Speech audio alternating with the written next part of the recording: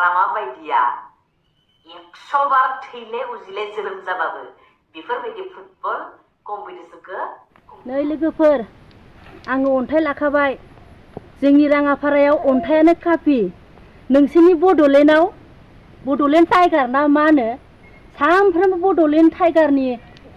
रायनायखौल' खोनासंनांगौ ना मा जोङो दिनै टाइगारखौ गावथारथारनोसै आङो हरै हरै बें बें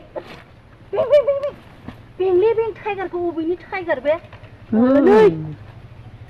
जोंना राङापाराना अन्थायानो सोलियो बे टाइगार ना मा बबेनि टाइगार बे बड'लेण्डनि टाइगार दंफाङाव थायोना हायाव थायो टाइगारा अबाव थायो टाइगारा अबाव थायो ओइथिं थायो टाइगारा है साला बड'लेण्डनि टाइगार फैदों ना इयाव बबेथिं